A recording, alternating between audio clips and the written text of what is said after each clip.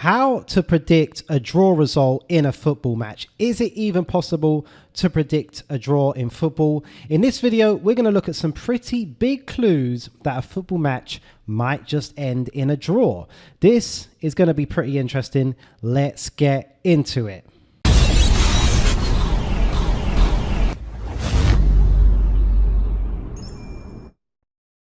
So as football traders, we are very often looking at laying the draw, but today we're going to be talking about backing the draw and how we can find some value in backing the draw. So keep in mind, 27% of matches last season, and this is in the English Premier League, finished in a draw. 27% of that. And the average price on the draw is actually a pretty nice price. It's actually an average price of 3.40. So, I mean, based on that, if you can predict a draw just as an outright bet and back it and get it right 33% of the time, then you're going to be in some pretty good profit in the long term. And of course, as football traders, we don't actually need the match to finish in a draw to be able to make a profit, which is something to keep in mind too. So if we can identify some matches that are more likely to end in a draw than others, then we could be on our way to finding a pretty profitable strategy.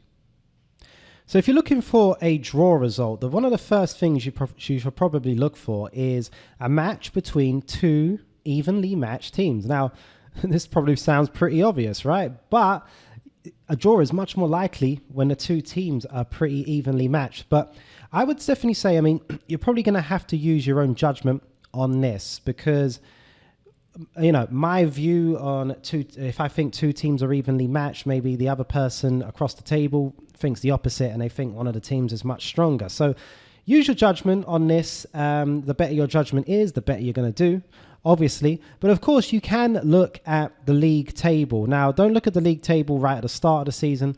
Wait until there's been at least 7 or 8 matches, ideally more than 10. So you can really start to judge teams based on their league position. You know, you look at two teams that are in the top 4 in the Premier League. Those teams are usually pretty evenly matched. The two teams that are both in the relegation zone, 2 teams that are both in mid-table. Those are good things to look for. And of course, you could just follow the market. You could just follow the market. And here's a quick tip. If both teams are priced below odds of 3, that's odds of 2 to 1, then they usually are pretty evenly matched. The markets are pretty good at this. You know, the football markets are pretty efficient. It's very hard to beat the markets just betting blindly. So you can actually look to the markets to give you a clue. And if both teams are priced below 3, then they are usually pretty evenly matched. And that's pretty much the market's way of telling you that, hey, this is almost a coin flip. We don't know who's going to win this. And if anything, that can actually create some value on the draw result.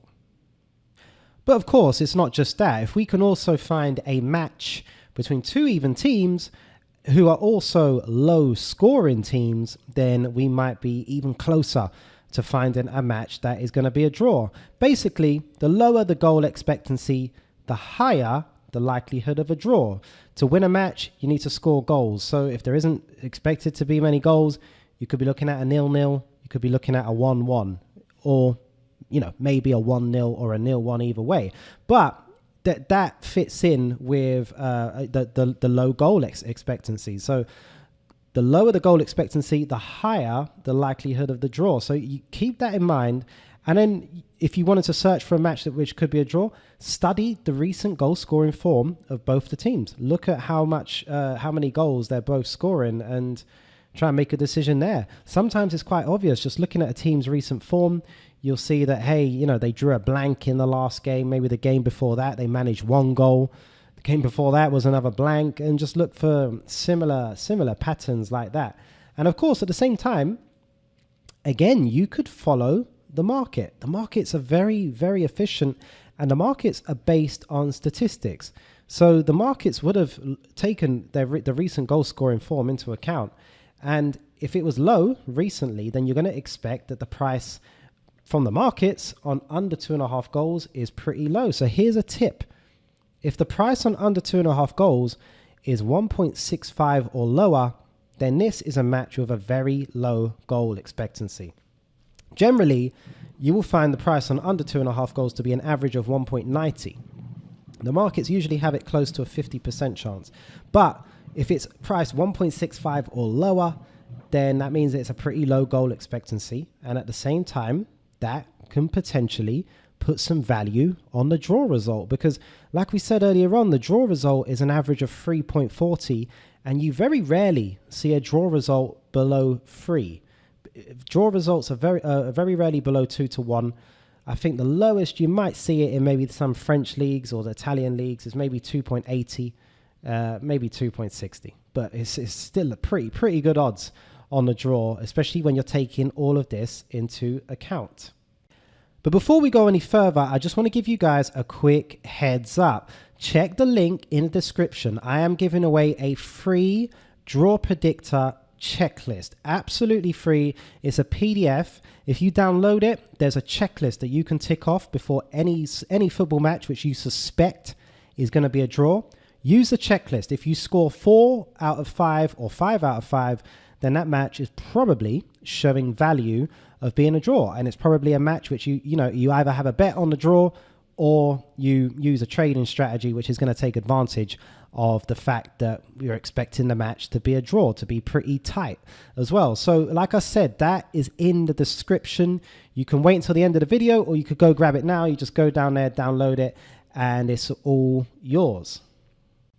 So moving on, another big thing to consider when you're trying to predict a draw is, could both teams actually be happy with a draw? So before the match begins, decide, would a draw actually be a good result for both teams? Now, you can work this out by maybe looking at the league table scenarios, or you could think about the upcoming fixtures for both teams. Now, the league table scenarios is one instance. I mean, you could have a team that, a team at the top playing a team at the bottom. If the team at the top needs a point to win the league, and the team at the bottom needs a point to avoid relegation, so they both are happy with a draw, then I probably want to be backing the draw in that sort of scenario. We can all think back as well to that time when Euro 2004, if you have a long memory, you remember Denmark and Sweden, they needed a 2-2 draw for both teams to qualify from their groups. Lo and behold, that match finished 2-2. Both teams were happy with a draw that day, and somehow it ended in a 2-2 draw. I'm not going to make any accusations about anything strange going on there, but it did finish 2-2. I mean, we can also think back to other scenarios.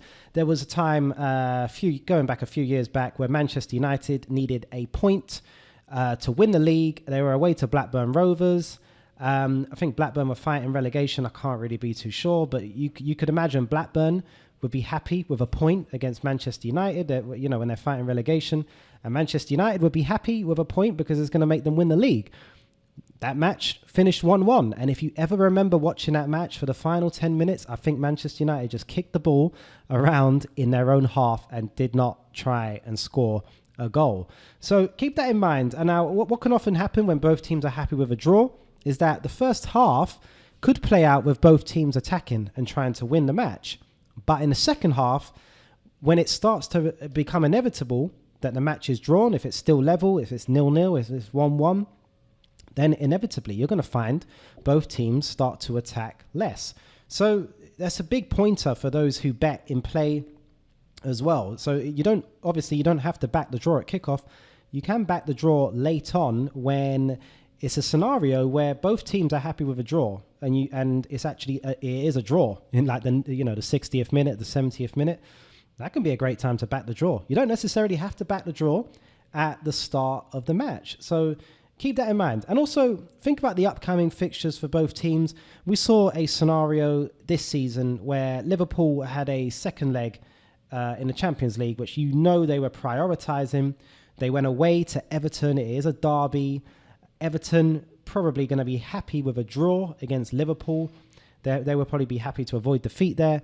And Liverpool are going to be happy with a draw. They're going to be happy to avoid defeat because they got a bigger game coming up.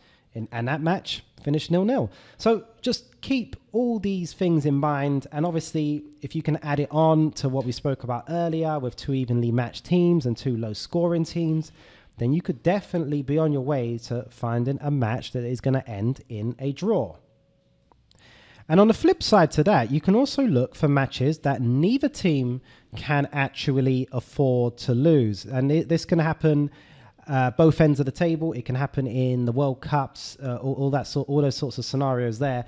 And when neither team can really afford to lose that match, it's going to result in a tight, tense affair with little attacking ambition.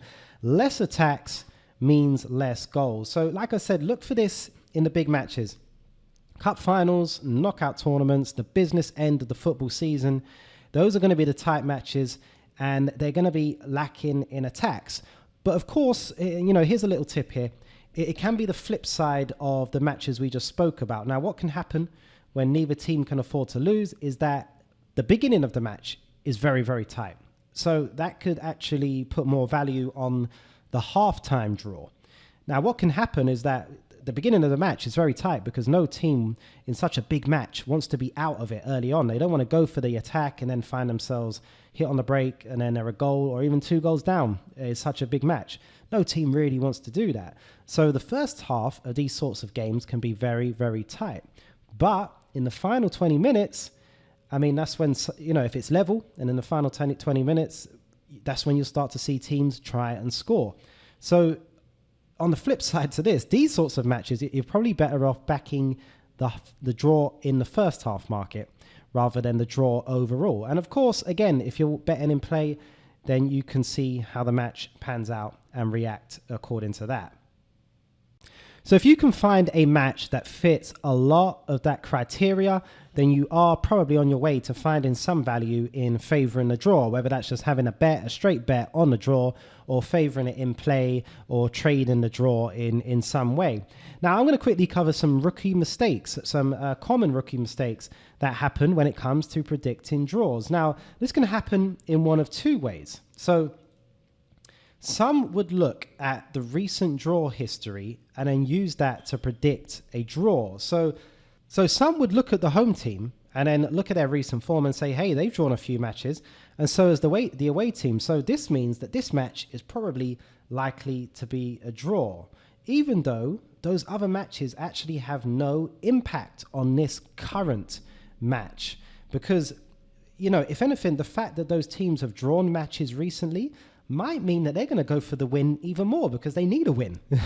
So it doesn't really have an impact on the previous match just because they've drawn some matches recently. You're much better off looking at the goal scoring form of the team. As mentioned earlier, if they're not scoring many goals recently, that's a big indication that this match could end in a stalemate.